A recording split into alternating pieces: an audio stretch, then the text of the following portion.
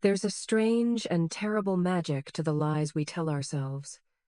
Not the big, elaborate ones, but the small, quiet whispers we allow to take root in the back of our minds. The ones that say, "It's not that bad," or "He doesn't really mean it," or the most dangerous one of all, "He's family." I held on to that last one like a shield for years, believing it could protect my son, Leo, from the world. I never imagined that the one person I needed to protect him from was the very man who shared my blood, my childhood memories, and the same last name. I never imagined I would come home early from the most important business trip of my life, my heart soaring with excitement to surprise my 10-year-old boy, only to find him huddled alone in our cold, dark apartment.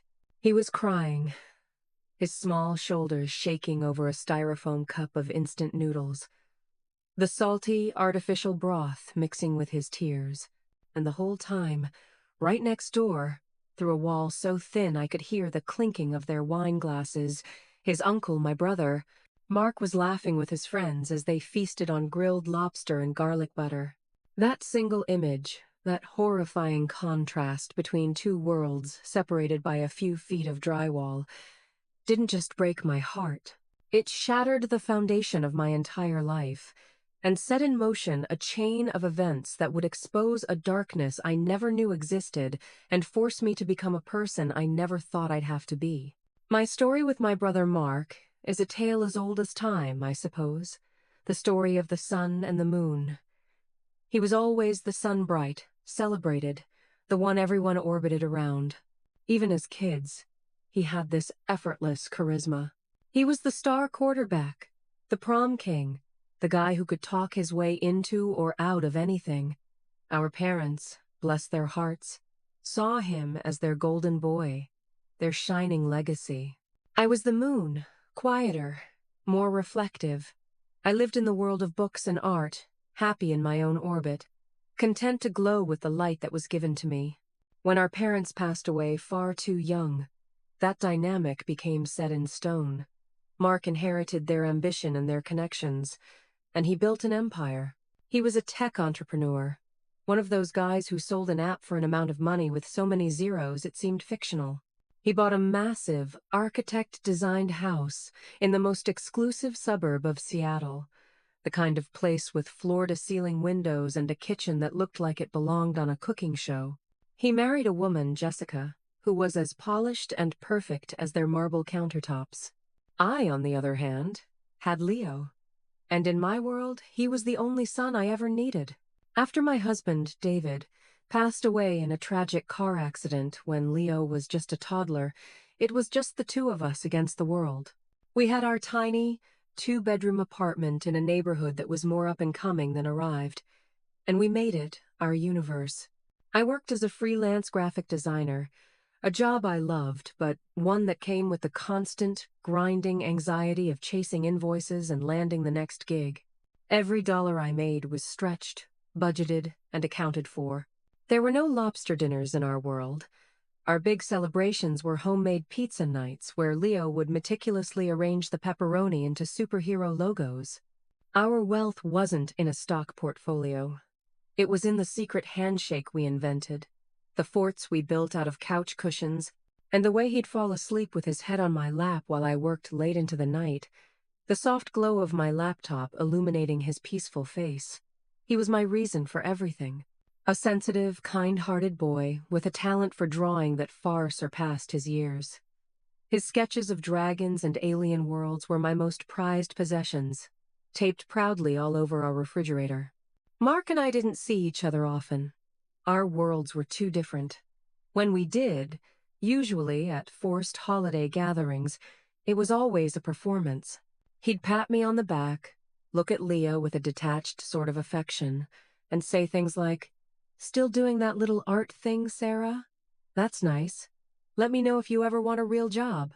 He'd say it with a smile, so everyone else thought he was joking, being a supportive big brother. But I knew what he meant. He saw my life, my struggle, as a quaint little hobby, an amusing, slightly pathetic little story he could tell his wealthy friends. "My sister, she's so artistic," he'd say, and they'd all chuckle. Jessica was even worse. She'd look around my apartment with a tight, plastic smile, her eyes scanning for dust, her posture screaming that she was afraid to sit on my second-hand furniture. She'd offer Leo gifts that were wildly inappropriate and expensive. A drone he was too young to fly, a video game system with games rated for adults, not out of generosity, but as a power play, a way to show us what a real family, a successful family, could provide. I always accepted them with a forced smile, then quietly returned them the next day for store credit to buy groceries and new sneakers for Leo. So you can imagine my hesitation, my deep, gut-wrenching reluctance, when the opportunity of a lifetime landed in my lap. It was a project that could change everything for me and Leo. A major tech firm, a competitor of my brother's, wanted to hire me to lead the design for their new global product launch. The contract was huge. It was enough money to put a down payment on a small house, to start a college fund for Leo, to finally breathe without the weight of the next bill crushing my chest. But there was a catch. It required 2 weeks of intensive on-site work at their headquarters in San Francisco. 2 weeks away from Leo. My heart seized at the thought. The longest I had ever been away from him was a single night. I had no family nearby, other than Mark. My friends all had their own jobs, their own kids. The cost of a full-time nanny for 2 weeks would eat up a significant chunk of the money I'd make. There was only one option, and the thought of it tasted like ash in my mouth. I had to ask Mark. I agonized over it for days, pacing my small living room at night, staring at the phone like it was a venomous snake. I imagined the conversation, the condescending tone in his voice, the way he'd make me feel like a charity case. I imagined Jessica's sigh of feigned martyrdom. But then I looked at Leo, asleep in his bed, and I thought about the life I could give him with this money. A yard to play in, art classes with a real teacher, the freedom from hearing me say, "Sorry, buddy, we can't afford that right now." For him, I could swallow my pride. For him, I could do anything. So, with a trembling hand and a prayer on my lips, I dialed his number. He picked up on the second ring, his voice booming and confident. "Sarah! To what do I owe the pleasure?" I explained the situation, my voice small, hating how weak I sounded. I stumbled over my words, trying to frame it not as a desperate plea, but as a simple request between siblings. I braced myself for the pause, the sigh, the let me check with Jessica. But it never came. Instead, what I heard was the most disarming, unexpected sound. A warm, hearty laugh. "Are you kidding me? Of course. Sarah, that's what family is for," he said, his voice dripping with a sincerity that caught me completely off guard. "Leo can stay with us. It'll be great. He and I can have some uncle-nephew bonding time. We've got the space, God knows. Don't you worry about a thing. You go and knock this project out of the park. You deserve it." I was so stunned, so flooded with relief, that I started to cry. I thanked him profusely, my voice thick with emotion. No, don't thank me," he said, his tone still warm. "We're family. I've got your back. Always." As I hung up the phone, the tears streaming down my face were tears of gratitude. The weight on my shoulders lifted. Maybe I had been wrong about him. Maybe, beneath all that success and arrogance, my brother was still in there. The boy who once pushed me on the swings and shared his candy with me. I allowed myself to believe it. I chose to believe it. It was the first, and most devastating, lie I ever told myself. I'm so glad you're here to listen to my story. If this is already hitting home for you, please hit that like button and subscribe to my channel. I need to know how far this story travels. And I want to hear from you in the comments. Tell me where you're listening from. Because I promise you, what happened next is something no one should ever have to go through alone.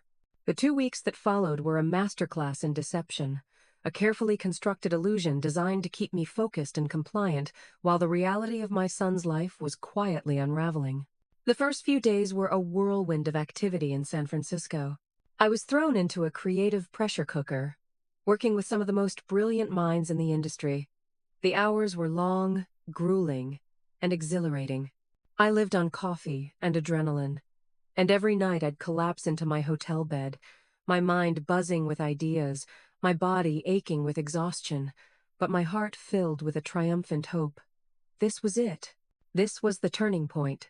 For the first time in my professional life, I felt seen, respected, and valued for my talent. Not just for my ability to churn out cheap logos for small businesses. And through it all, my brother played the part of the doting uncle to perfection. Every evening, like clockwork, he would call. Not a text, but an actual video call. On the screen, I'd see their magnificent, pristine kitchen in the background, looking like a page out of a magazine. Mark would have his arms slung around Leo's shoulders, both of them grinning. "We're having a blast, aren't we, buddy?" Mark would boom. And Leo, my sweet, sensitive Leo, would nod, a small, tight smile on his face. They told me about their adventures. They'd gone to the Science Museum, played video games on Mark's enormous flat-screen TV, and were planning a trip to the zoo. Mark would describe the gourmet meals Jessica was preparing: homemade lasagna, organic chicken, fresh salads. "We're making sure he eats his vegetables," he'd joke, ruffling Leo's hair. Everything looked perfect, almost too perfect. There was a flicker of something in Leo's eyes that I couldn't quite place. A shadow. When I'd ask him directly, "Are you having fun, sweetie? Is everything okay?" He'd just nod again and say, "Yeah, Mom, it's fine. When are you coming home?" I chalked it up to him missing me. Of course, he missed me.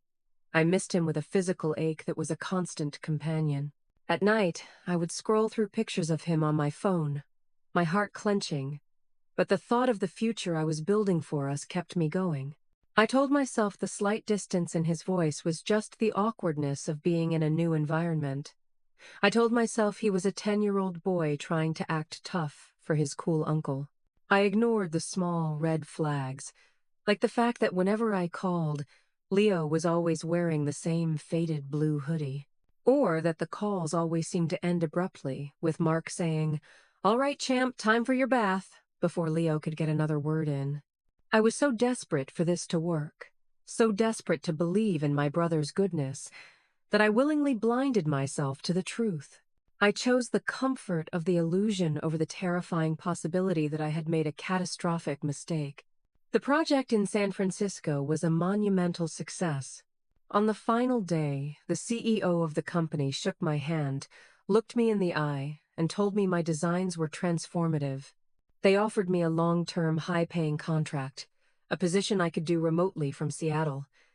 It was everything I had ever dreamed of. I walked out of that office building feeling 10 feet tall, the California sun warm on my face. I immediately booked an earlier flight home. I couldn't wait another second. I was going to surprise Leo. We were going to celebrate.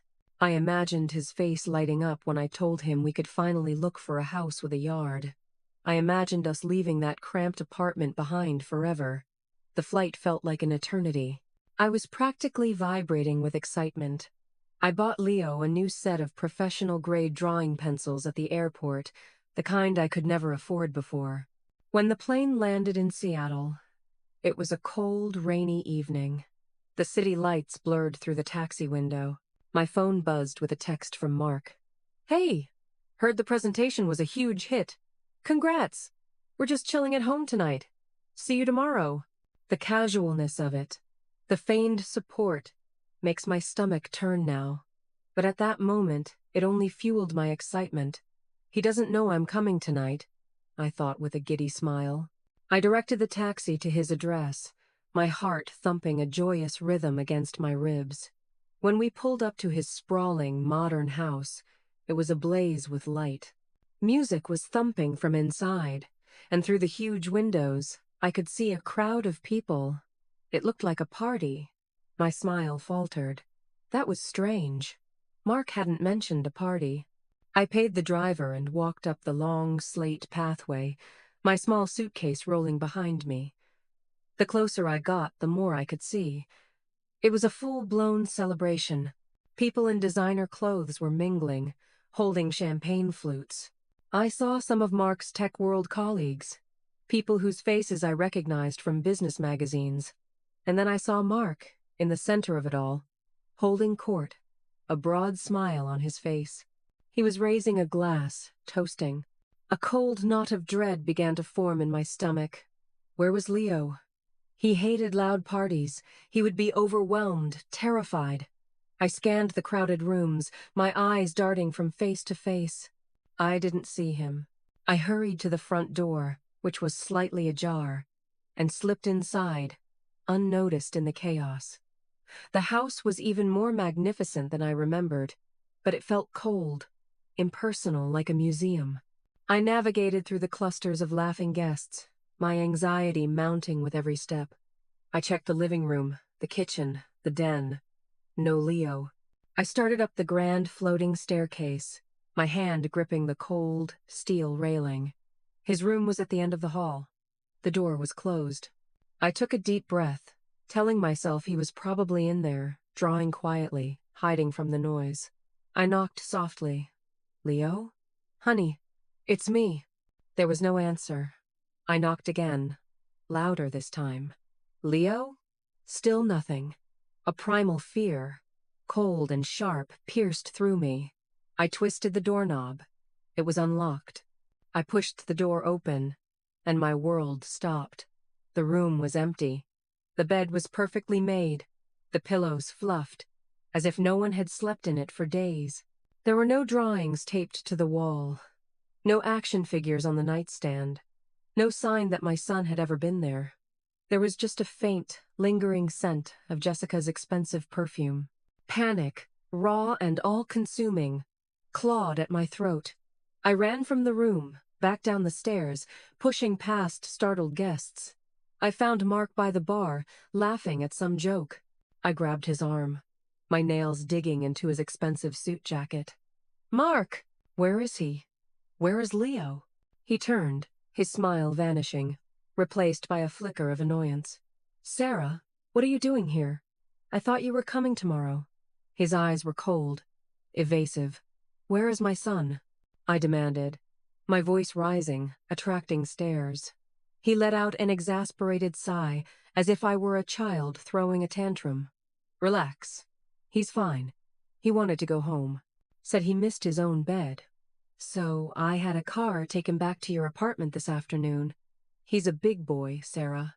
He can handle one night alone. One night alone? A 10-year-old? In an empty apartment? The blood drained from my face.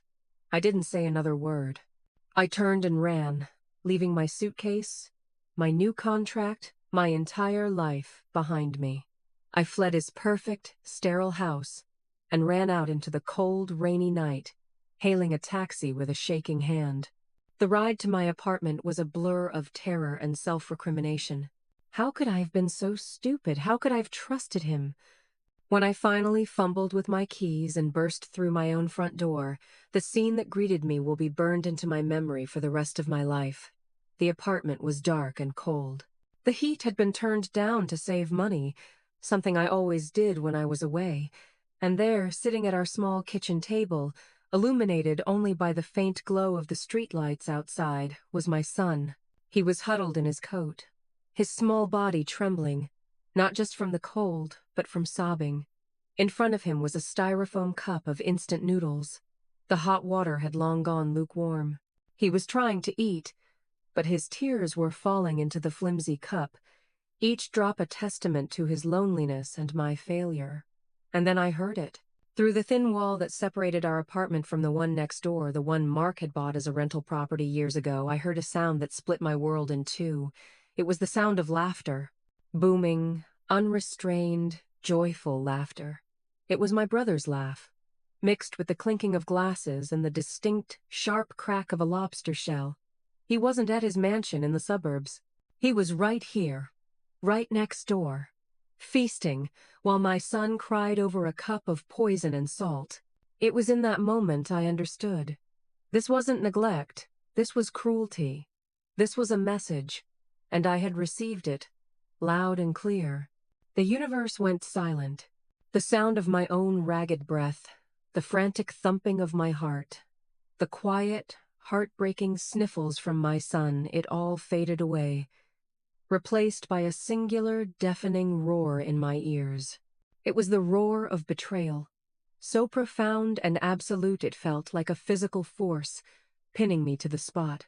My mind struggled to reconcile the two realities coexisting on either side of that thin, insignificant wall. On one side, my 10-year-old son, abandoned and weeping into a cup of cheap, processed broth. On the other, my brother, my own flesh and blood, indulging in one of the most decadent meals imaginable, his laughter echoing like a taunt. He hadn't sent Leo home because my son missed his own bed. He had sent him home to get him out of the way. He had dumped him in a cold, empty apartment so he could host a secret party, a lobster feast, in the property he owned right next to me, a place he knew I would never think to look. He had lied to my face, on the phone, just an hour before. We're just chilling at home. The thought was so monstrous, so deeply calculated in its cruelty, that I felt a wave of nausea wash over me. "Mom?" Leo's small voice pierced through the fog of my rage. He looked up, his eyes wide and red-rimmed, his face stained with tears. The sight of me, standing there in the doorway, seemed to startle him, as if he'd forgotten what it was like to have someone there. He wiped his nose on the sleeve of his hoodie, the same hoodie I'd seen him in on every video call. He must have been wearing it for days. A fresh wave of fury and guilt crashed over me. I rushed to him, dropping to my knees and pulling him into a hug so tight it was a wonder he could breathe. He collapsed against me, his small body finally letting go of the tension he'd been holding, and he sobbed. Great, heaving cries of a child who had been trying so hard to be brave for far too long. "I'm sorry, baby," I whispered into his hair, my own voice breaking. "I'm so sorry. Mom's here now. I'm never leaving you again." I held him for what felt like an eternity, rocking him gently, my mind racing. Every instinct screamed at me to storm next door, to kick down that door and unleash a storm of righteous fury upon my brother. I wanted to see the look on his face when his perfect party came crashing down around him. I wanted to scream at him, to make him understand the depth of his monstrosity. But looking at Leo's pale, terrified face, I knew that wasn't the answer. A scene like that would only traumatize him further. My priority, my only priority, was him. I gently pulled away and looked into his eyes. "Have you eaten anything else, sweetie? Besides this?" I asked, gesturing to the sad, soggy cup of noodles. He shook his head, looking down at his shoes in shame, as if it were his fault. "Uncle Mark gave me some money," he mumbled. "He said you were busy and that I should be a big boy and order my own food. I didn't know how to use the app, so I just went to the corner store." He had given a 10-year-old cash and told him to fend for himself in a city neighborhood at night. The recklessness, the sheer, breathtaking indifference to my son's safety stole my breath. I stood up, my movements calm and deliberate, a strange, cold clarity settling over me. The initial, hot rage was beginning to cool, hardening into something far more dangerous. Resolve. I led Leo to the living room, wrapped him in the warmest blanket I owned, and sat him on the couch. I turned on the television to his favorite cartoon, the familiar, cheerful music, a stark contrast to the storm brewing inside me. Then, I walked back into the kitchen, picked up the cup of noodles, and dumped it into the trash with a satisfying thud. I ordered a large pepperoni pizza, his favorite, from the place we always went for celebrations, and while we waited, I made him a cup of hot chocolate with extra marshmallows, just the way he liked it. As he sat there, sipping the warm drink, a little bit of color returned to his cheeks. The pizza arrived, and we ate it in comfortable silence, sitting on the floor in front of the TV. For the first time all night, he smiled, a real, genuine smile, as he pointed out a funny scene in the cartoon. In that small, simple moment, I found my focus. This was what I was fighting for. Not for my pride, not for revenge, but for his smile, for his safety, for the peaceful, happy childhood my brother had so carelessly tried to steal.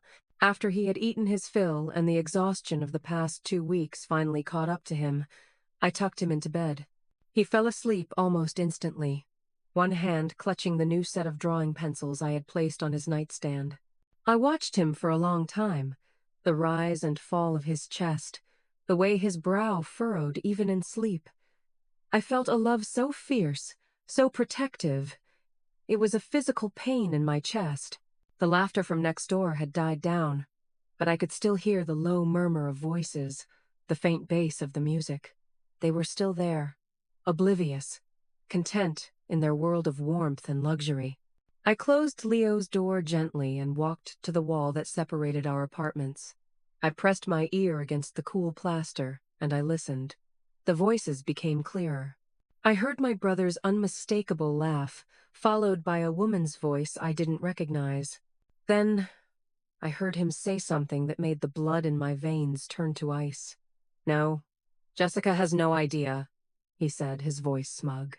"She thinks I'm at a networking dinner tonight. And my sister? She thinks I'm the brother of the year for watching her kid. The fool. The fool." He had called me a fool. It wasn't just that he had neglected my son, it was that he was proud of it. He was bragging about his deception, about my trust in him. He saw my gratitude not as a gift, but as a weakness to be exploited. It was a game to him. My life, my son's well-being, it was all just a move on his personal chessboard. That was it. That was the moment everything shifted. The last vestiges of sisterly affection, the faint echoes of our shared childhood, died in that instant. He wasn't my brother anymore. He was my enemy. And I knew, with a certainty that chilled me to the bone, that I couldn't just let this go. This was bigger than one night of neglect. This was a pattern of behavior, a fundamental flaw in his character that made him dangerous. If he could do this to me, to his own nephew, what else was he capable of? I waited. I sat in my dark living room until the early hours of the morning, long after the last guest had departed and the lights next door had gone out. I watched the sun begin to rise, painting the gray Seattle sky with strokes of pink and orange. Then I made a fresh pot of coffee, drank a full cup, and walked out my front door. I didn't knock on his door. I simply stood on the shared walkway, waiting. It didn't take long. Around 7 a.m., the door to the next-door apartment opened, and Mark stepped out. He was dressed in an expensive jogging suit, looking fresh and rested. He was holding a green smoothie. When he saw me, he actually smiled. A broad, unconcerned grin. "Sarah, you're up early. Did you and Leo have a good night?" "I was just about to." He stopped mid-sentence, his smile faltering as he finally registered the look on my face, the cold, flat emptiness in my eyes. "What's wrong?" he asked, his tone shifting from friendly to cautious. "I know, Mark," I said, my voice quiet, devoid of the emotion that had been raging inside me for hours. "I know about the party. I know you were right here next door." His face paled.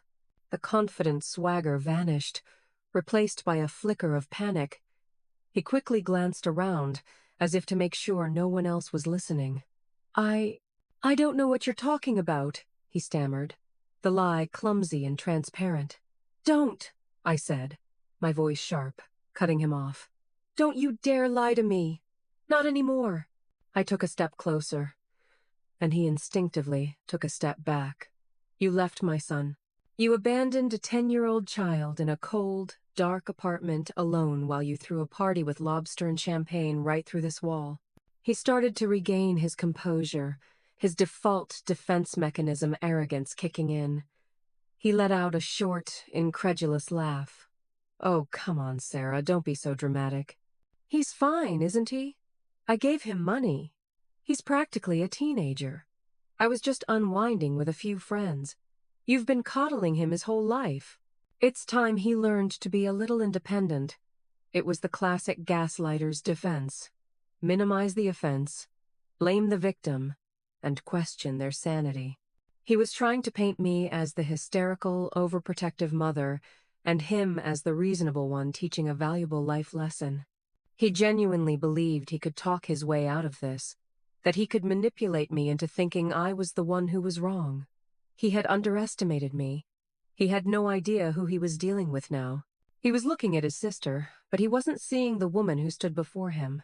He was seeing the quiet, artistic girl he had always overshadowed. He had no idea that that girl was gone, and in her place was a mother whose child had been threatened. And a mother like that is the most formidable opponent in the world. Mark's attempt at gaslighting was so blatant, so textbook in its execution, it was almost insulting. He stood there, holding his ridiculously expensive green smoothie, trying to frame his sociopathic neglect as a lesson in independence. He expected me to crumble, to doubt my own maternal instincts, to apologize for being dramatic. It was a tactic that had probably worked on 100 other people in his life, including, I realized with a sickening jolt, me. For years, I had accepted his casual dismissals of my life, my work, my parenting.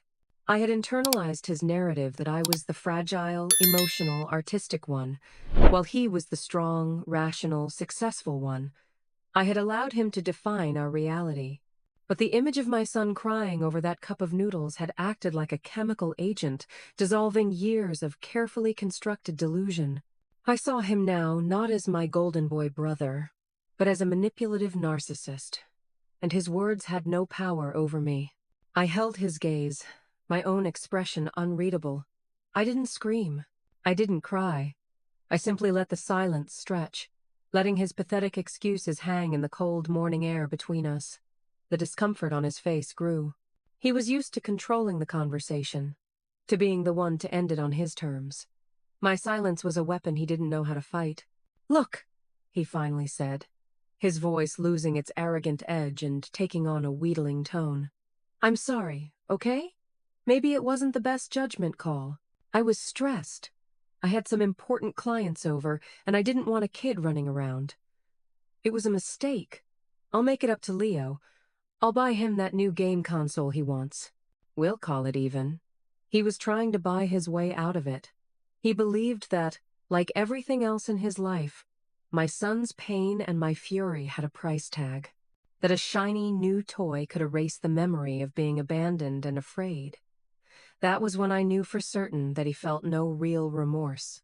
He felt no empathy. He was simply annoyed that he had been caught. "It's a little late for that, Mark," I said, my voice still unnervingly calm. "This isn't something you can fix with a credit card." I turned and walked back to my apartment, leaving him standing there, looking utterly baffled. He couldn't comprehend a problem that money couldn't solve. I closed my door and leaned against it, my body finally starting to shake. The confrontation had taken everything out of me, but as the adrenaline faded, it was replaced by a cold, hard certainty. This wasn't over. A simple apology, even a sincere one, wouldn't have been enough. And what he had offered was a grotesque mockery of one. He hadn't just endangered my son, he had shown me who he truly was. And a man like that, a man with so much power and so little conscience, couldn't be trusted. Not near my son, not in my life. I had to do something, but I didn't know what. What could I, a freelance graphic designer living paycheck to paycheck, possibly do to a man like him? Leo woke up a few hours later, looking more rested than he had in weeks. He didn't mention his uncle or the night before. He just padded into the living room, sat down at the coffee table with his new pencils, and began to draw. It was his way of processing the world, of creating order out of chaos. I watched him for a while, my heart aching. I knew I had to protect that quiet, creative sanctuary inside him. That afternoon, I made a decision. I started packing. I found a few boxes and began filling them with our belongings. When Leo asked what I was doing, I told him we were going on a little adventure, a staycation. I booked a cheap motel on the other side of town, a place with a wobbly bed and a buzzing ice machine, but it felt like a fortress. It was a place Mark couldn't find us. I needed space. I needed to think. I needed to feel safe. It was in that sterile, anonymous motel room that the first piece of the larger puzzle fell into my lap. I had my work laptop with me, and I needed to send a few follow-up emails about my new contract. As I logged into my email, my heart still swelled with a small bit of pride. Despite everything, I had earned this. This was my ticket out. I opened the email chain with the CEO of the company, a man named Mr. Harrison, to thank him again for the opportunity. As I scrolled up to review our previous correspondence, my eyes caught on a detail I had completely missed in my excitement. It was in an email Mr. Harrison had sent me a month prior, when they were first considering me for the project.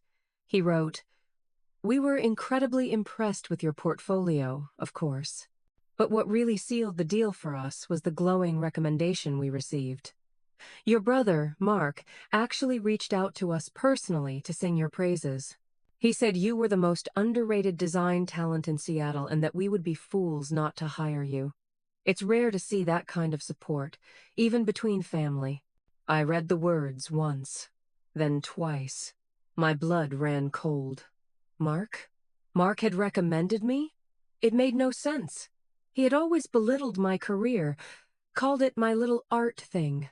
Why would he, the CEO of a rival tech company, personally call his competitor and push them to hire me for their most important product launch of the year? It wasn't an act of kindness. My brother didn't do selfless things. Kindness was a currency he used to buy loyalty or to set up a future advantage. There had to be another reason, a darker reason. My mind started to spin, connecting dots I hadn't even realized were there. The timing of it all. He recommends me for a job that he knows will require me to travel, a job that would force me to leave Leo. He then generously offers to watch Leo, earning my undying gratitude and trust. He plays the perfect uncle for 2 weeks, ensuring I stay focused on my work and don't suspect a thing. And all the while, what was his real goal? A terrible, sickening thought began to form in my mind. So audacious I almost dismissed it as paranoia. But the more I thought about it, the more it fit. He hadn't helped me get the job to support me. He had helped me get the job to get me out of the way. He needed me gone for those 2 weeks. Why? What could he possibly want from my tiny, cluttered apartment? My second-hand furniture? My old books? It didn't make sense. And then I remembered something else. Something that had seemed insignificant at the time. A few months ago, Mark had called me out of the blue. He was being unusually friendly, asking about my work, about Leo. Then he casually mentioned, "You know, that old building you live in is a real gold mine. The whole block is scheduled for a major redevelopment project. Someone who owns property there is going to make a fortune." At the time, I had laughed it off. "Well, that's great for my landlord," I had said. "It won't make a difference to me." But my building wasn't a standard rental. It was an old, slightly run-down co-op. I didn't just rent. I owned my unit. It was the only thing of value my husband, David, had left me. He had bought it years ago, long before the neighborhood was trendy, for a price that was now laughably low. It was my home, but it was also my only real asset, my only piece of a financial safety net. Could that be it? Could this all be about my apartment? The idea seemed insane. Mark was a multi-millionaire. What would he want with my small 2-bedroom unit? But then, I remembered the name of the redevelopment project he had mentioned, the Cedar Point Initiative. With trembling fingers, I opened my web browser and typed those words into the search bar. The first result was a glossy, corporate website, and as the page loaded, my heart stopped.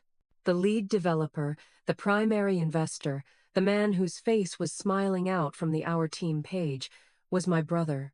Mark wasn't just aware of the redevelopment project. He was running it. And right in the middle of the architectural rendering of a gleaming new high-rise complex, where my shabby, beloved co-op building currently stood, was a note in small print. Acquisition of all properties pending. He needed my apartment. He needed my signature on a sales contract to complete his project. He had probably been trying to buy it through anonymous LLCs for months, But as a co-op, all owners had to agree to a building-wide sale. I must have been the last holdout, the final, stubborn nail that needed to be hammered down. He knew I would never sell. He knew how much this home, David's home, meant to me and Leo. So he devised a plan, a cruel, elaborate scheme. He got me the job of my dreams to get me out of the city. He took my son to gain my trust and to have leverage over me. And what was supposed to happen during those 2 weeks I was gone? What was his endgame? My eyes darted around the motel room, a new, even more terrifying layer of panic setting in. My important documents. My co-op ownership papers, David's will, our social security cards, birth certificates. I kept them all in a small, fireproof lockbox in the back of my bedroom closet. I had a key, and a spare one was hidden in a kitchen drawer. A drawer Mark knew about. He had seen me use it a dozen times. This was never just about neglect. It was about a calculated, predatory act of fraud. He had used my son as a pawn in a multi-million-dollar real estate deal. And the thought of what he might have done, what papers he might have forced a signature on or forged while I was gone, made me feel like I couldn't breathe. The air in the cheap motel room suddenly felt thin, suffocating. The buzzing of the ice machine in the hall seemed to amplify the frantic, chaotic drumming of my own heart. It was a conspiracy, not of a paranoid mind, but of calculated, reptilian greed. Mark hadn't just neglected my son. He had used him as a tactical diversion in a corporate takeover of my life. The puzzle pieces clicked into place with horrifying clarity. The job offer, the fake generosity, the isolation of my child. It was all a prelude to the main event. Getting his hands on my home, the last bastion of my independence, the only legacy David had left for us. He knew I was the final holdout in his precious Cedar Point initiative. He knew I would never sell willingly. So he had engineered a situation to get me out of the picture, to gain access to my home and my most sensitive documents, likely with the intention of forging my signature on a sales agreement. The thought that he had been in my apartment, rummaging through my personal belongings, my memories, my life, while I was 800 miles away believing he was a hero, made me physically ill. I paced the small room, a caged animal, my mind racing through a dozen different scenarios, each one darker than the last. What had he done? Did he find the lockbox? Did he forge the papers? Was it already too late? My first instinct was to call him, to scream, to accuse. But I stopped myself. The Mark I had confronted this morning was a manipulative amateur, caught off guard. The Mark who had orchestrated this scheme was a corporate predator, meticulous and ruthless. A direct confrontation would be pointless. He would deny everything, bury me in legal jargon, and use his army of lawyers to paint me as an unstable, grieving widow. He would twist my fear and anger into proof of my incompetence. No, I couldn't fight him on his terms. He had money, power, and connections.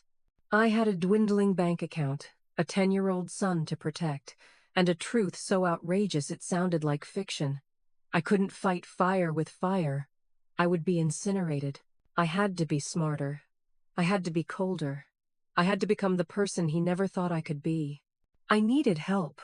Not just a friend to cry to, but someone who could navigate the murky waters Mark swam in. My mind scrolled through a mental list of contacts. And then, a name surfaced from the past, a life raft in a stormy sea. Ben Carter. Ben and I had gone to college together. He had been the quiet, brilliant guy in the back of my art history class, the one who ended up going to law school while I pursued my design dreams. We had stayed in touch sporadically over the years. A Christmas card here, a LinkedIn message there. I knew he had become a lawyer, but not just any lawyer. He specialized in corporate litigation, specifically in cases of fraud and hostile takeovers. He worked for a small, scrappy firm in downtown Seattle, known for taking on corporate giants and winning. He was David's opposite. Ben was the one who fought dragons like my brother for a living. The thought of calling him was daunting. It meant admitting the full, humiliating scope of my situation. It meant revealing the ugly truth about my family. But the fear of what Mark could do was far greater than my fear of embarrassment. With a deep, steadying breath, I found his number and dialed. He answered on the second ring, his voice calm and professional. Ben Carter. Ben, it's Sarah Collins, I said, my voice trembling slightly. David's wife. I don't know if you remember me. There was a pause, and then his voice softened, losing its corporate edge. Sarah. Of course I remember you. I was so sorry to hear about David. How are you? How's your son? The genuine warmth in his voice, the simple act of remembering my name and my loss, was enough to make my carefully constructed composure crack. The story came pouring out of me, a torrent of words, from the job offer and Leo's stay, to the noodles and the lobster, to the shocking discovery about the redevelopment project. I told him everything. My voice, a mixture of anger, fear, and shame. He listened patiently, not interrupting once, letting me empty the poison from my system. When I was finally done, the silence on the other end of the line was not one of judgment, but of deep contemplation. Sarah, he said finally, his voice now sharp, focused. All business. First things first. You and Leo are not to go back to that apartment. Not yet. Stay where you are. Second, do not, under any circumstances, communicate with your brother. Don't answer his calls. Don't respond to his texts. Let him think you're still just angry and emotional. We need him to believe he's still in control. What do you think he was trying to do, Ben? I asked, needing to hear it from someone else, to confirm I wasn't going crazy. Best case scenario, Ben said, his tone grim. He was trying to get access to your ownership documents to pressure you into selling. Worst case? He was planning to use a forged power of attorney or a fraudulent signature to sell the unit out from under you. A move like that is bold, illegal as hell, but not unheard of when there are 9 figures on the line. The confirmation was chilling. So, what do we do? I whispered. We fight back, Ben said, and for the first time in 24 hours, I felt a flicker of hope. But we don't fight him in a shouting match. We don't fight him in a family feud. We fight him in the boardroom and the courtroom. We are going to build a case so solid, so undeniable, that by the time he sees it coming, he'll already be in checkmate. Over the next few days, Ben became my general. Operating from the motel room, which we dubbed our war room, we began to formulate a plan. Ben explained that a frontal assault was foolish. Mark would have his lawyers create a smokescreen of denial and counter-accusations so thick we'd never get through it. Our strategy had to be one of stealth. We needed to gather irrefutable proof of his intent before he even knew we were looking for it. He thinks his only vulnerability is you, his emotional sister, Ben explained, sketching out a flowchart on a motel notepad. He's not expecting an attack on his business, on his reputation, on the very thing he values most, his public image as a brilliant, self-made visionary. Our plan had 3 phases. Phase 1, reconnaissance. We needed to know exactly what he had done, or tried to do, in my apartment. Ben hired a discreet forensic security expert, a former FBI agent named Maria, to sweep my apartment. Under the guise of a routine co-op maintenance inspection that I authorized remotely, Maria went in.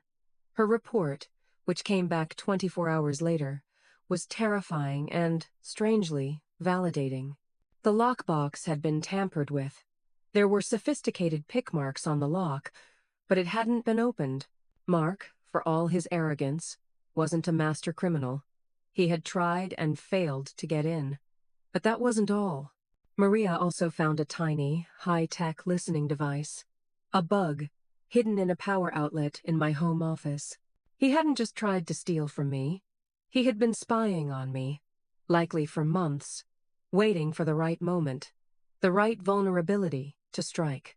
He must have overheard my phone calls about the job offer, which is how he knew to recommend me. The level of premeditation was staggering. Phase 2. The bait. Now that we knew he was listening, we could use it against him. Ben's idea was brilliant in its simplicity. We need him to overplay his hand, he said. We need to give him a reason to try to access your documents again, but this time, we'll be watching. The plan was for me to accidentally let slip in a phone call with a friend, a call I would make from my now bugged apartment that I was considering selling. I would say that the stress of the situation with Mark was too much, that I was thinking of just taking the first offer that came along from one of the anonymous LLCs and moving away to start fresh. I would mention that I was meeting with a real estate lawyer next week to review the co-op documents, which I would be keeping in a new, more secure place in the apartment. The bait was the idea that I was broken, desperate, and about to make a rash decision. His greed, Ben theorized, would be too strong to resist. He would feel the need to intervene, to control the sale himself, likely by trying one last time to get his hands on those papers before my lawyer did. Phase 3. The trap. While Mark was focused on the bait, we would be working in the background. Ben started a deep dive into the Cedar Point initiative, pulling corporate filings, investor lists, and public records. He was looking for cracks in Mark's empire. Meanwhile, my job was to play the part of the grieving, overwhelmed sister. I would have to go back to the apartment, make the phone call, and act as if I was on the verge of a breakdown. It was the hardest role I would ever have to play. I would have to feign a weakness I no longer felt. I would have to dangle my life's savings in front of a shark and hope he was arrogant enough to take it.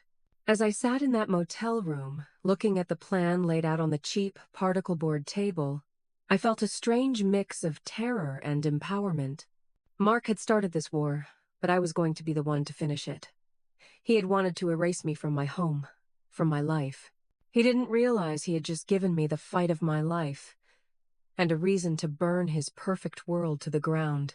Returning to my apartment felt like stepping onto a hostile alien planet that was cleverly disguised as my home. Every familiar object, the worn armchair, the stack of Leo's books, the coffee mug I used every morning seemed tainted, watched. The knowledge that Mark's tiny electronic ear was hidden within my walls, listening, made my skin crawl. It took every ounce of my willpower to appear normal, to unpack my bag, to hum a little tune as I put away groceries. Leo, thankfully, was with a trusted friend for the day. A prearranged playdate that was really a strategic move to keep him clear of the battlefield. This was Phase 2 in action. I was the lone soldier, walking into the kill zone, and the performance had to be perfect. My hands were trembling as I picked up my phone to make the staged call. My target was my friend, Jenna, who was in on the plan. She knew exactly what to say, what questions to ask to guide the conversation. I sat at my kitchen table, in direct line of sight of the bugged power outlet, and dialed her number. I took a deep breath, channeling all the pain and exhaustion of the past week, and let it bleed into my voice. "Hey, Jenna," I said, my voice intentionally shaky, fragile. "Do you have a minute?" "Sarah, oh my God, I've been so worried. Are you okay? What's going on with you and Mark?" she asked, her voice a perfect blend of concern and curiosity. And so, I began to perform. I told her a version of the story, the one we had crafted for Mark's benefit. I told her about the awful confrontation, about his coldness, his lack of remorse. I cried. Real tears, born of real pain, but weaponized for this moment. I told her how exhausted I was, how I couldn't bear to live next to him, how I was terrified of what he might do next. I think I'm just going to sell, Jenna," I said, my voice cracking on a sob. "I can't stay here. There are all these companies, these LLCs, trying to buy the building. I'm just going to take an offer and go.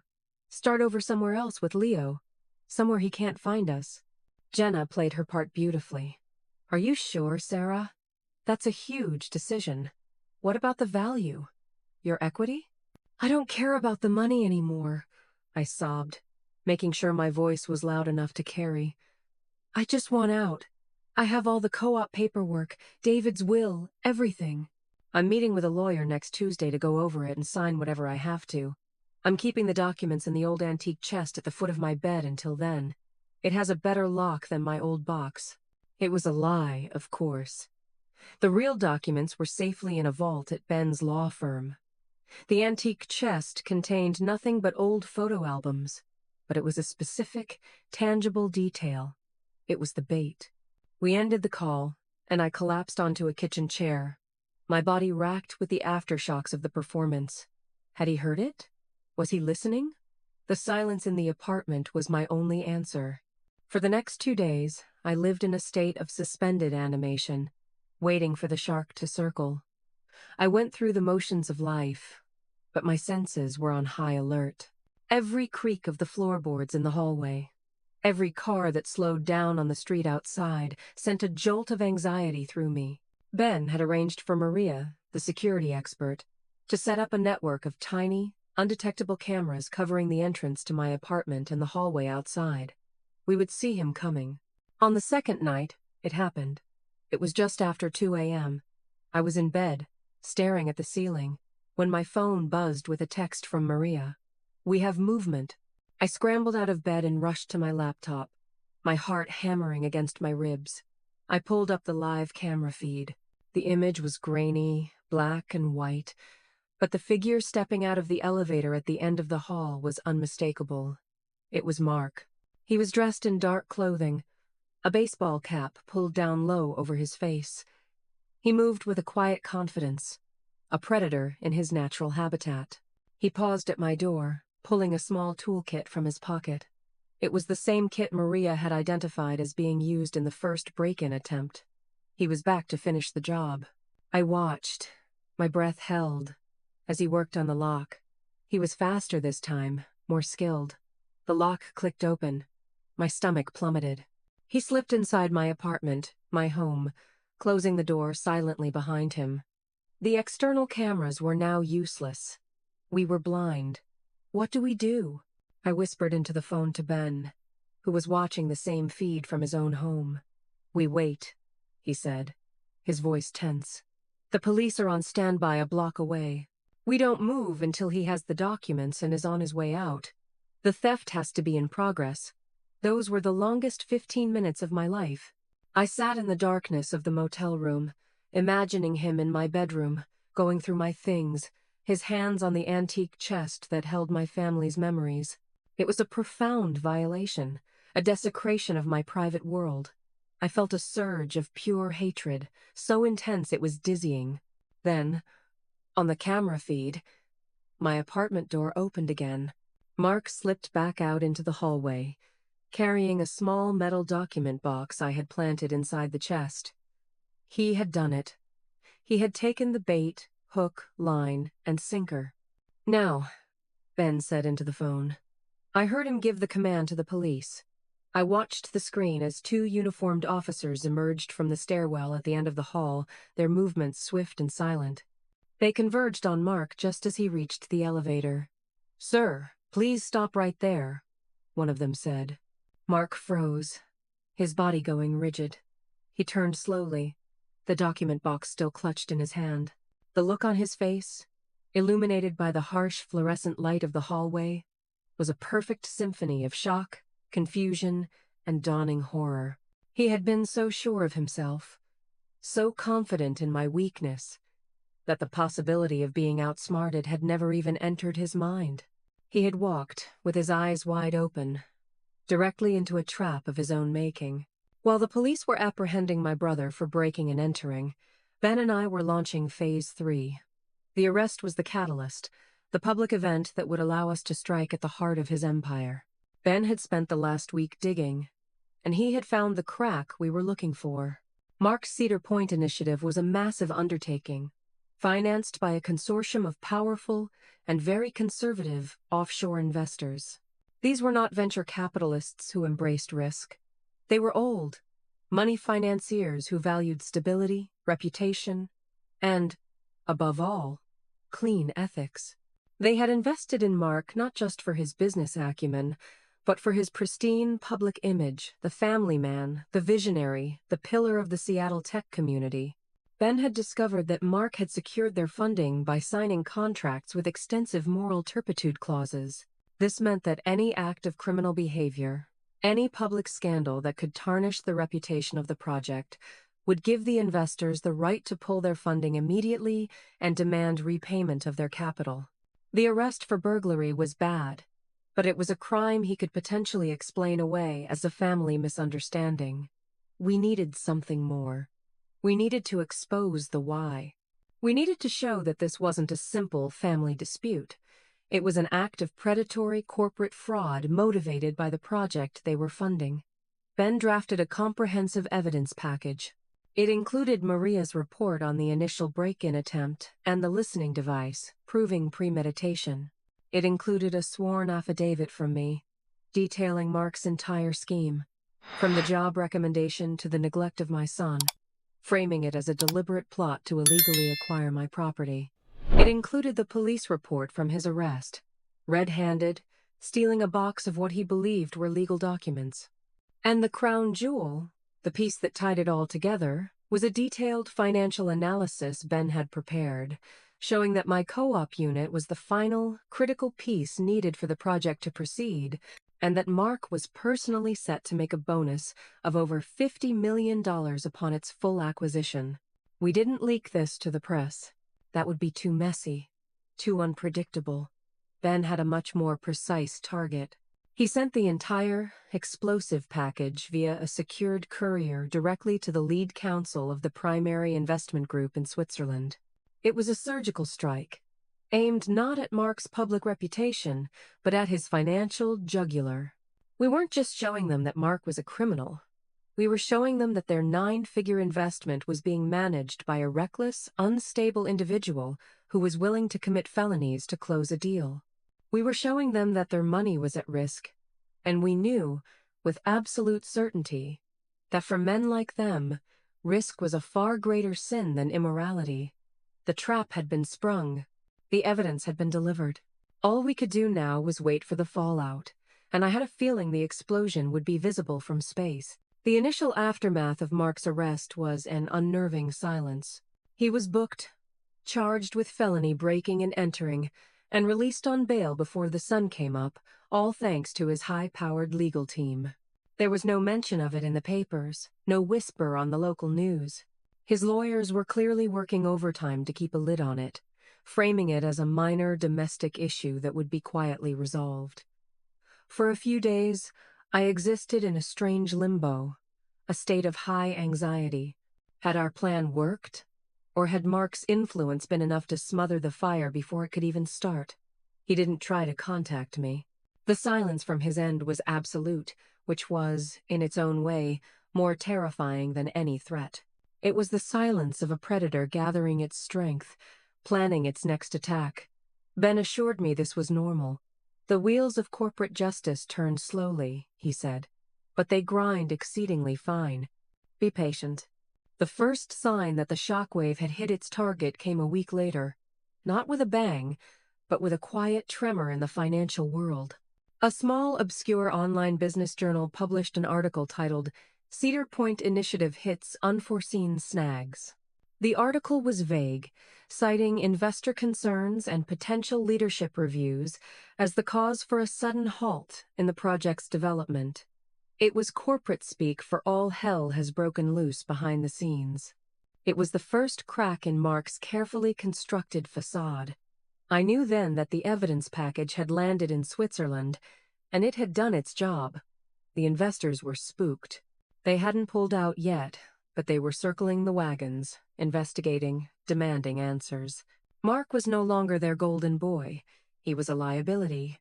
And a cornered animal is a dangerous one. Mark's retaliation, when it came, was not the direct, arrogant assault I had expected. It was far more insidious, more cruel. It was aimed not at me, but at the one thing in the world he knew I would die to protect. My son. It began with a letter. A crisp, cream-colored envelope arrived at the motel, delivered by a courier. It was from a prestigious family law firm, the kind that advertised in glossy lifestyle magazines. Inside was a formal notice. Mark and his wife, Jessica, were petitioning the court for emergency temporary guardianship of Leo. The document was a masterpiece of malicious fiction. It painted me as an unstable, paranoid, and neglectful mother. It cited my erratic behavior, fleeing my home to live in a motel, filing a delusional police report against my own brother, preventing Leo from having a relationship with his loving aunt and uncle. It claimed I was a danger to my son's emotional and psychological well-being. It even had the audacity to suggest that my freelance career was too unstable to provide a suitable home environment for a child. I read the words, my hands shaking so violently the paper rattled. This was his move. He couldn't beat me on the facts of his own crime, so he was going to attack my character, my motherhood. He was going to use the court system, the very system meant to protect children, as a weapon to terrorize me. He was threatening to take my son. The sheer, breathtaking evil of it left me speechless. It was a checkmate move, or so he thought. He believed I would be so terrified of losing Leo that I would drop the charges, sign over the apartment, do anything he wanted to make this go away. He saw my love for my son not as a source of strength, but as my greatest weakness, a vulnerability he could exploit without mercy. I immediately called Ben, my voice a frantic whisper. "He's trying to take Leo." Ben's response was immediate and furious. I heard him curse under his breath, a rare crack in his professional armor. "This is a classic scorched earth tactic," he said, his voice tight with anger. "It's a disgusting, desperate move, and it's not going to work. He has no legal standing, Sarah. None. But he's betting that the threat alone will be enough to break you. What do we do?" I asked, my own resolve wavering for the first time. The thought of Leo being dragged into a courtroom, of having his life dissected by strangers, was my worst nightmare. "We don't flinch," Ben said, his voice firm, pulling me back from the edge. "We call his bluff. I'll have our response filed within the hour. We have school records, testimony from Leo's teachers, friends, everyone. We have proof that you are a loving, capable mother. And we have a police report showing that the man petitioning for guardianship was just arrested for breaking into your home. He thinks he's playing chess, but he just tipped over the entire board." But Mark wasn't done. While the legal battle over Leo began to smolder, he launched a second, more personal attack. He started a smear campaign. He used his connections in the Seattle tech and social scenes to plant whispers about me. The narrative was always the same. My poor, troubled sister, still grieving her husband after all these years, had finally had a breakdown. She was lashing out, making wild accusations. He was just trying to help, to protect his nephew. It was a tragedy. He played the part of the concerned, heartbroken brother to perfection. People started to look at me differently. A potential freelance client suddenly went cold. A mom from Leo's school, who I'd always been friendly with, gave me a look of pity and avoided my gaze at the grocery store. The whispers were working. He was isolating me, poisoning the well, trying to strip away my support system until it was just me and him, alone in the dark. The worst part was Jessica's role in all of it. She, who had always looked at Leo with such disdain, was now front and center in this campaign of false concern. She gave a tearful, anonymous interview to a popular local blogger, talking about her desperate desire to give her nephew the stable, two-parent home he deserves. She posted old photos of herself with Leo on her Instagram, carefully curated moments from holidays, with long, syrupy captions about her love for him. It was a performance so sickeningly false, so transparently self-serving, that it made my stomach churn. She wasn't just a passive bystander in Mark's cruelty. She was an active and enthusiastic participant. They were a team, united in their greed and their complete lack of a moral compass. I felt like I was drowning. The legal threats, the social isolation, the constant fear. It was a relentless assault on all fronts. There were moments, late at night in that lonely motel room, where I almost gave in. The temptation to just sign the papers, to give him the damned apartment, to make it all stop, was immense. But then I would look at Leo, sleeping peacefully in the next bed, and I would find my strength again. Mark had made a critical miscalculation. He thought that by threatening the thing I loved most, he could control me. He didn't understand that by threatening Leo, He had extinguished any lingering possibility of my surrender. He had turned me from a victim into a protector, and there is no force on earth more relentless than a mother fighting for her child. This was no longer about a real estate deal or family betrayal. This was a war for my son's future, and I would burn down the entire world before I let him win. The family court hearing for the emergency guardianship petition was scheduled with alarming speed. It felt like a trap closing in, the walls of the legal system being used to box me in. Mark and Jessica arrived looking like a power couple from a magazine cover, their expressions a carefully rehearsed blend of sorrow and resolve. They had their high-priced lawyer, a sleek, silver-haired man who oozed condescending confidence. I sat with Ben, my hands clenched in my lap, trying to project a calm I was nowhere near feeling. The hearing was a surreal nightmare. Mark's lawyer painted a picture of my life that was a grotesque distortion of the truth. He presented my move to a motel not as a safety measure, but as evidence of an unstable lifestyle. He twisted my grief for my husband into a narrative of ongoing mental illness. He even used the fact that I was a freelance artist as proof that I couldn't provide a consistent, structured environment for a child. It was a character assassination, brutal and efficient. When Mark took the stand, he delivered an Oscar-worthy performance. He spoke in a low, somber voice, his eyes welling with crocodile tears as he described his deep concern for his sister. He talked about Leo, how he was a great kid who deserved every advantage in life. He even spun the story of his arrest into a heroic act. "I was just so worried," he said, his voice thick with fake emotion. "I hadn't heard from her, and I went to check on the apartment to make sure everything was okay for Leo. It was a misunderstanding, a terrible, tragic misunderstanding. It was a lie so audacious, so complete, that for a moment I was almost impressed by the sheer nerve of it." Then Jessica took the stand, dabbing at her dry eyes with a silk handkerchief, and echoed his sentiments, adding her own saccharine details about wanting to give Leo the mother figure he so desperately needed. When it was my turn, I felt the weight of every skeptical eye in the room. But as Ben began his questioning, I focused on one thing: the truth. I spoke simply, clearly, without the dramatic flourishes of my brother. I described the events as they happened: the neglect, the abandonment, the party next door. I explained why I had moved to the motel, not as an act of instability, but as an act of protection. Ben then presented our evidence: Leo's school records showing perfect attendance and excellent grades, glowing testimonials from his teachers, and a report from a court-appointed child psychologist who had met with Leo and found him to be a happy, well-adjusted child who was deeply bonded with his mother. The psychologist's report explicitly stated that removing him from my care would be profoundly detrimental to his well-being. The turning point came when Ben called his final witness. The petitioner would like to call Mark Collins back to the stand for a follow-up question. Mark's lawyer objected, but the judge allowed it.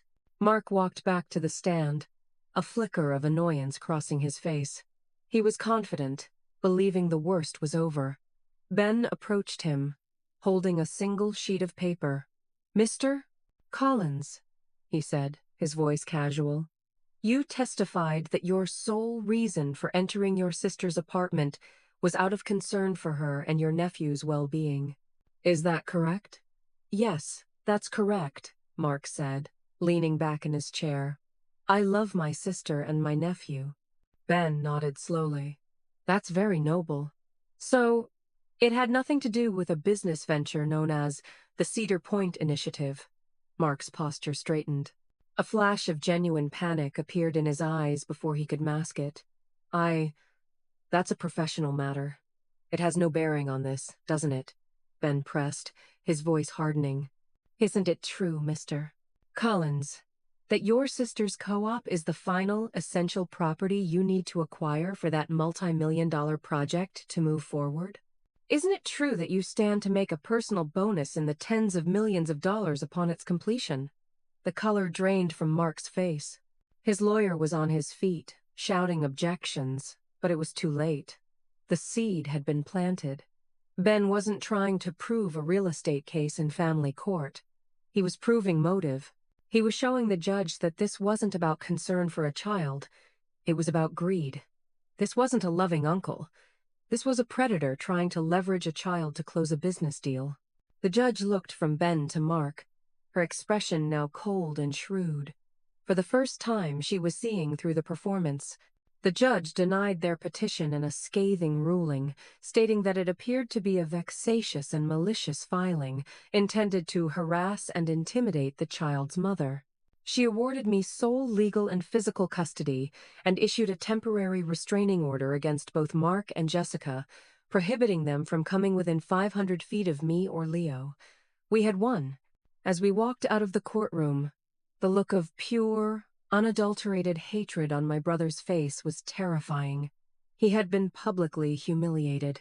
He had been exposed. I knew then that he would never stop. This victory was just one battle in a much longer war, but it was the victory I needed. It proved that the truth, when presented clearly and calmly, could be more powerful than all the money and influence in the world. This court victory, however, was just a defensive maneuver. It was time to go on the offensive. The Swiss investors had been silent, but Ben's sources confirmed they were in full crisis mode. They had sent their own forensic accountants to Seattle to tear apart the Cedar Point Initiative's books. They were looking for any excuse to pull the plug.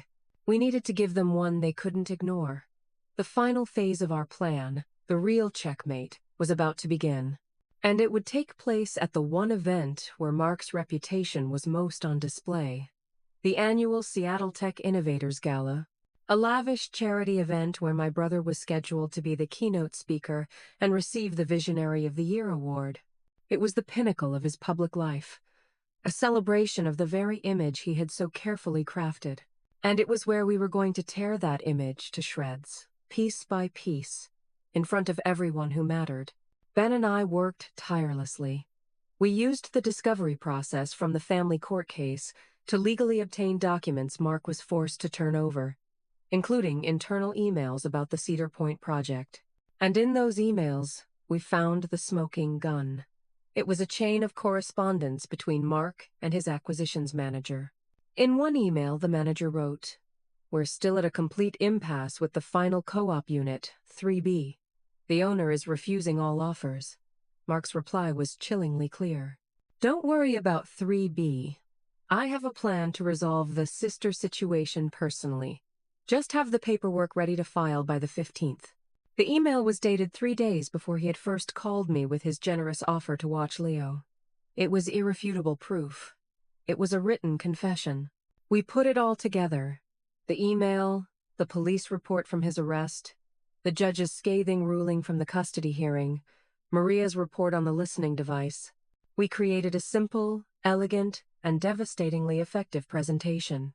My graphic design skills, the very thing Mark had always belittled, were now being used to design his downfall. The night of the gala arrived. It was held at a glittering downtown hotel ballroom. I wasn't there. I was in our new, temporary but safe apartment with Leo, watching a movie. Ben was there, looking like just another anonymous lawyer in the crowd. He had arranged for a trusted A divided by V technician at the hotel to help us. As the master of ceremonies took the stage to introduce Mark, the lights in the ballroom dimmed. And now, the MC boomed. A man whose vision is reshaping the Seattle skyline, the recipient of this year's Visionary of the Year award, Mr. Mark Collins. A spotlight hit the center stage. A thunderous applause filled the room. Mark walked out, beaming, waving to the crowd of his peers, investors, and the city's elite. He approached the podium, his face a mask of humble gratitude. He tapped the microphone. "Thank you," he began. "I am truly humbled." But before he could continue, the two enormous screens on either side of the stage, which were supposed to be showing a glowing video tribute to his career, flickered. And then, instead of his corporate logo, a single, damning image appeared in massive, high-definition clarity.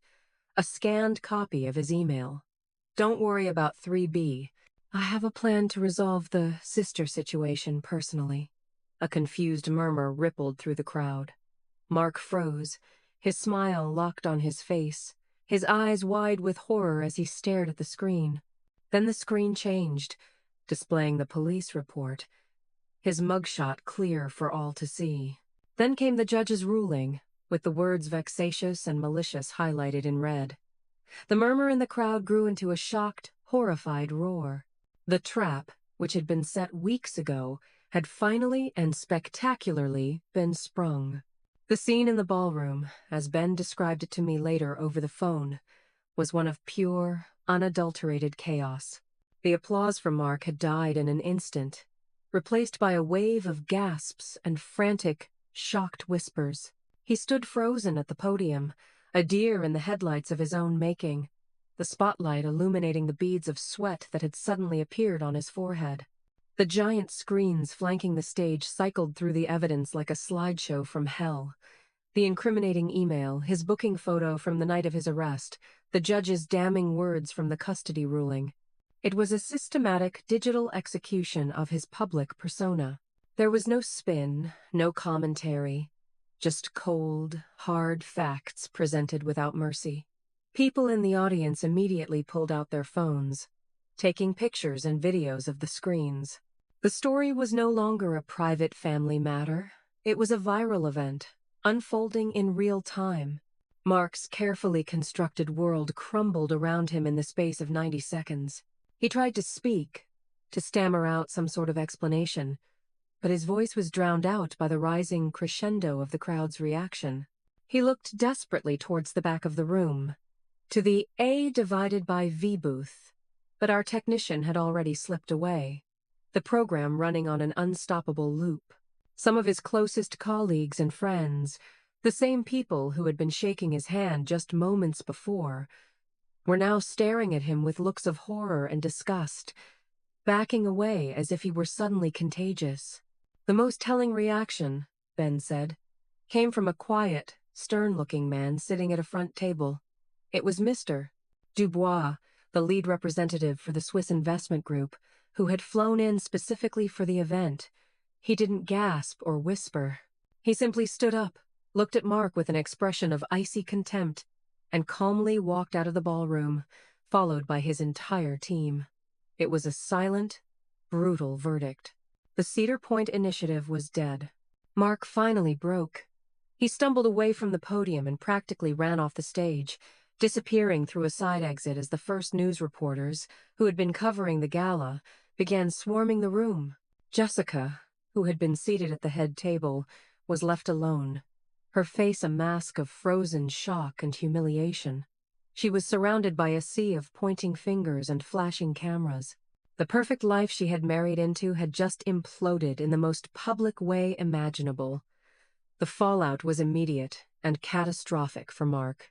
By the next morning, the story was everywhere, not just on local blogs, but on national news websites.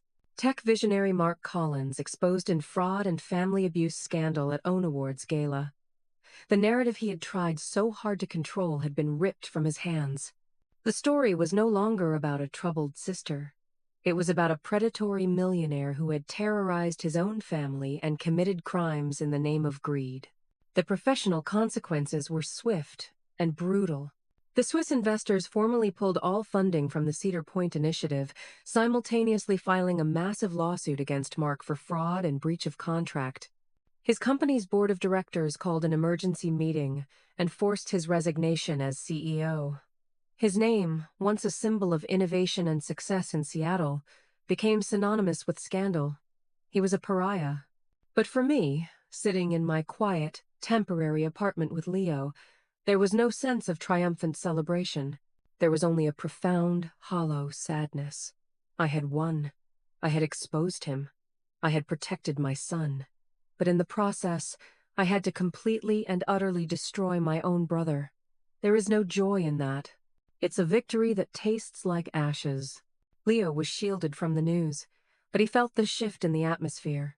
He knew the fight was over. He seemed lighter, the constant tension in his small shoulders finally gone. He drew pictures of us in a little house with a big, smiling sun overhead. It was his version of peace, and my heart ached with the knowledge of what it had cost to give him that. The most surprising development came about a week after the gala. I received a call from a lawyer I didn't know. He represented Jessica. She was filing for divorce. The lawyer explained that she wanted to offer a statement, a deposition in support of my case against Mark, in exchange for a more favorable settlement from his now frozen assets. It was a cold, calculated move, but I wasn't surprised. Jessica had always been a pragmatist.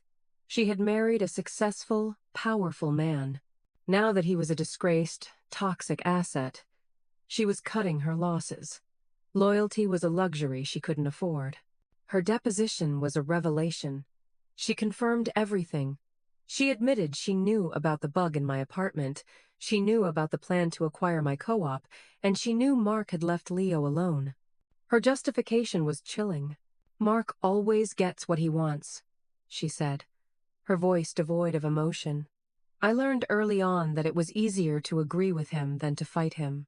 He told me his sister was unstable, and that getting the boy away from her was for the best. She was a coward, complicit in his cruelty, but her testimony was the final nail in Mark's coffin.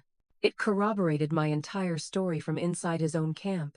With Jessica's statement, the district attorney's office, which had initially been slow-walking the breaking and entering charges, suddenly took a very keen interest. The charges were upgraded to include felony stalking and conspiracy to commit fraud. The possibility of him facing serious prison time was now very real. Ben handled all the legal negotiations that followed. Facing overwhelming criminal and civil liability, Mark finally surrendered. Through his lawyers, he offered a settlement. It wasn't an apology, but a business transaction. He would sign over the deed to the apartment next door to me, the one where he had held his lobster party. He would also set up a multi-million-dollar trust fund for Leo, covering his education and future, and he would pay all of my legal fees. In exchange, I would agree to drop any further civil suits against him. It was blood money, but I accepted it.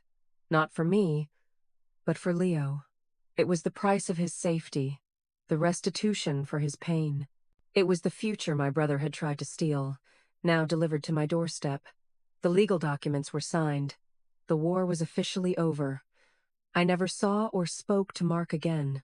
He became a ghost, a cautionary tale whispered in the tech corridors of Seattle.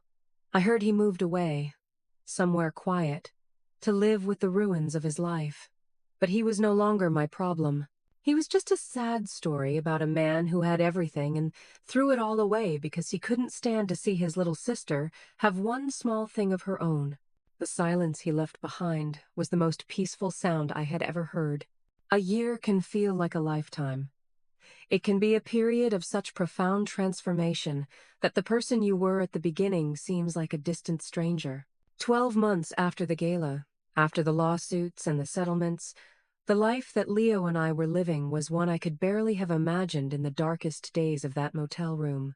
The first thing I did was sell both apartments mine, and the one next door that had become a monument to my brother's cruelty. The real estate market in the neighborhood was skyrocketing, just as Mark had predicted. The sale gave us a level of financial freedom that was staggering. It wasn't Mark's blood money, but our own asset, finally unlocked. With that, and the secure future provided by Leo's trust fund, the constant, grinding anxiety that had been my companion for a decade finally lifted. I could breathe. For the first time since David died, I could truly breathe. We bought a small house. It wasn't a mansion like Mark's, but it was ours. It was a cozy, light-filled craftsman-style home in a quiet, family-friendly neighborhood with a big, slightly overgrown backyard. The very first thing we did was build a treehouse. Leo drew up the blueprints, a detailed, ambitious design with a rope ladder and a secret trapdoor. And I, with the help of some very patient friends and a lot of YouTube tutorials, helped him build it. As I stood in the yard, watching him climb up into the finished structure, his face beaming with a pride and joy that was pure and unadulterated, I felt a sense of peace so deep it was almost overwhelming.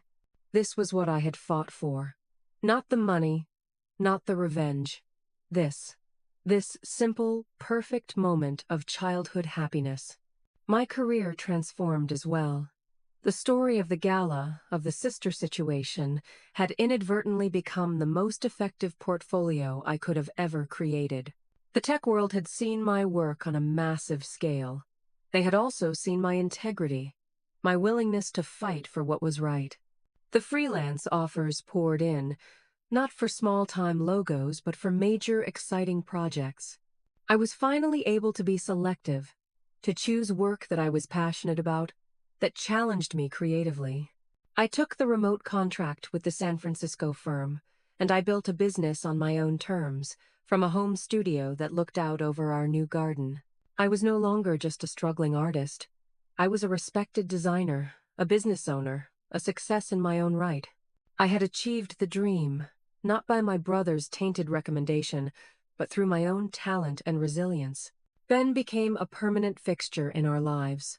He was more than just my lawyer. He had become my closest friend, my confidant. He would come over for our pizza nights, and he and Leo would spend hours debating which superhero was the strongest. He taught Leo how to throw a baseball in the backyard and listened with genuine interest as Leo explained the intricate backstories of the characters in his drawings. I saw the way he looked at me sometimes, with a warmth and respect that I had forgotten was possible. It wasn't a romance, not yet, but it was a deep, meaningful connection, a partnership forged in crisis and built on a foundation of mutual admiration. He showed me that good, honorable men still existed in the world. But the most important transformation was in Leo. The quiet, anxious boy who cried over a cup of noodles was slowly fading, replaced by a confident, happy 10-year-old. The trauma hadn't just vanished. It was a scar he would always carry, but it was no longer an open wound. He started taking art classes, the ones I could never afford before, and his talent blossomed. He made friends in our new neighborhood. He laughed more, a loud, free sound that filled our little house with light. One evening, we were sitting on the porch, watching the fireflies begin to glow in the twilight. He was sketching in his notebook. He looked up at me, his expression serious. "Mom," he said, "do you think Uncle Mark is sad now?" The question caught me by surprise. I had tried to never speak of Mark, to relegate him to a chapter of our lives that was firmly closed. I looked at my son, at his compassionate, empathetic heart, and I knew I had to answer him honestly. "Yes, honey," I said softly. "I think he's probably very sad. I think he lost his way and forgot what was important. And I think he's very lonely." Leo nodded, accepting this, and went back to his drawing. In that moment, I realized the true measure of our victory. It wasn't that we had won and Mark had lost. It was that we had survived with our compassion intact. We hadn't let his darkness extinguish our light. We had healed. My name is Sarah, and this has been my story. It's a story about betrayal and greed, but I hope you see that it's also a story about strength, resilience, and the ferocious, unbreakable power of a mother's love. It's about realizing that sometimes the family you choose, the friends who stand by you, the allies who fight for you are more real than the family you were born into. Thank you so much for being here, for listening. It means the world to me to not feel alone in this. If my story resonated with you, I would be so grateful if you would like this video and subscribe to my channel. And please, leave a comment below. I want to hear your stories, your thoughts. I want to build a community here where no one has to fight their battles in silence. On the screen now, you'll see 2 other stories from my life that I think you'll find just as compelling. Thank you again. And remember, no matter how dark it gets, you are stronger than you think.